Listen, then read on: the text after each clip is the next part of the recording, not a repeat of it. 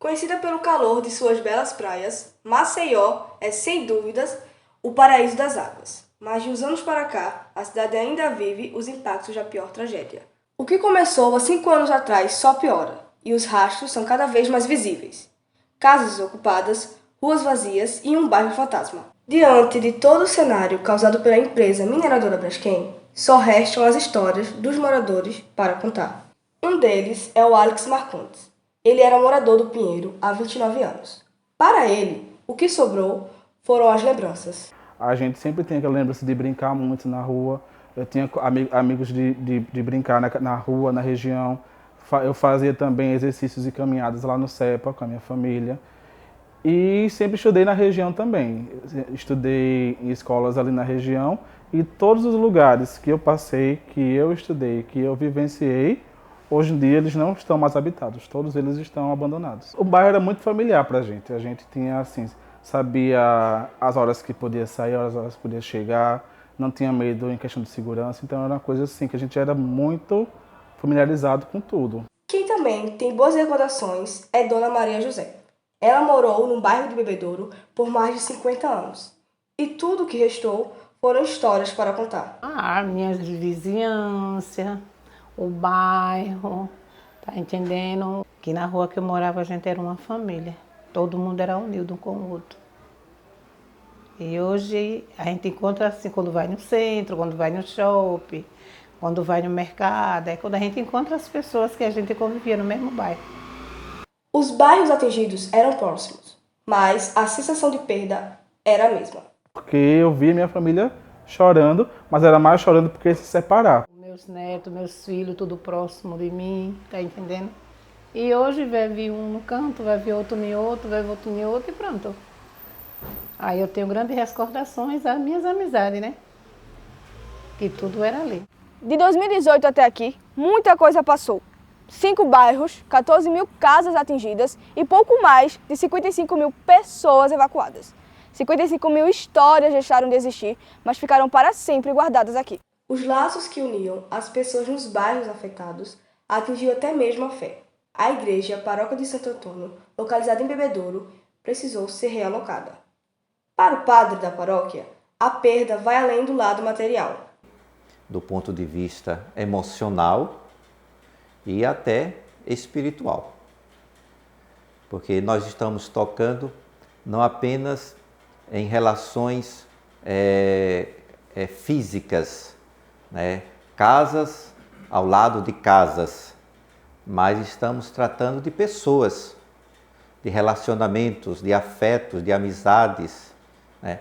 De relações construídas ao longo dos anos, né? De muita afeição, de muita amizade. E a praça, então, era o centro de toda a vida, né? Familiar, comunitária, política, né? Cultural, folclórica, e tudo isso interrompido de forma muito violenta. Então afeta todas as pessoas e não diferentemente afeta a igreja. O padre ressaltou a importância da igreja com um ponto de vista diferente. Durante uma missa, o padre ele não pode pregar o evangelho alheio à dor do povo, né? Eu não posso geralmente pegar um evangelho, né, de outro planeta, né? Cego, surdo, né, ao sofrimento, às aflições do povo.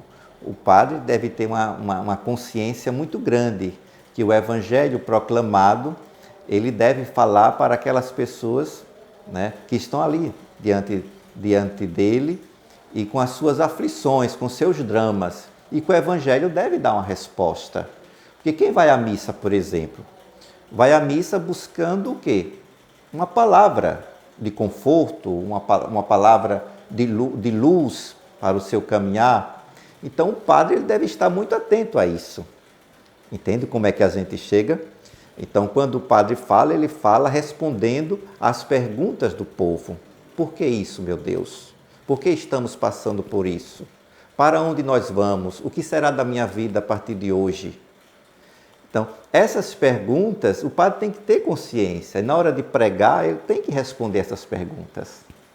Entende? Apesar do que vem acontecendo, ele se mostra otimista. A minha sensação é de esperança, que um dia eu vou abrir a porta e rezar a minha missa lá.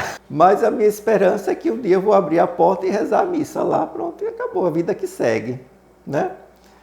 Essa é a minha esperança. Eu quero abrir a porta e rezar a missa na igreja que sempre esteve ali e que deve continuar ali.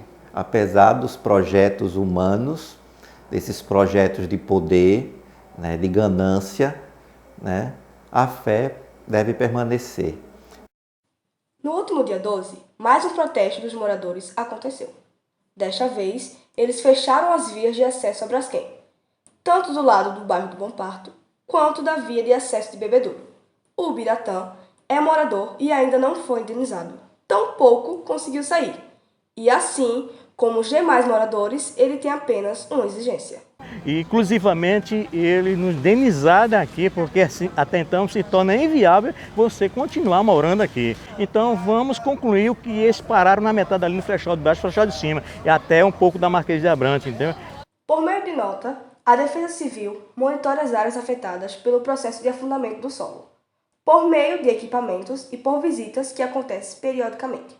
Segundo o órgão, até o momento não foram encontrados dados que comprovem a atualização e ampliação do mapa.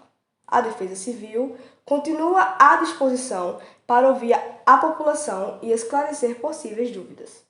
É para ser relocado, né? Porque até então aqui não dá para se viver. Nós estamos sendo vulneráveis a ser um assalto. Você não pode estar na sua porta sentado, como se fazia antigamente. Você se sentar na sua porta para tomar um ar, então, e até mesmo navegar na internet, ver um vídeo, falar no WhatsApp, falar com um parente, com o celular ali, porque você se torna alvo fácil para os bandidos. O cara passa de moto, vê você com o celular sentado na ponta, ele vai lá, faz a manobra para lá, mete a pistola, perdeu, leva, você vai fazer o quê? Que as autoridades aí olhem por nós, entendeu? E vejam a nossa causa aí, que o juiz fique sensibilizado com a nossa situação, que resolva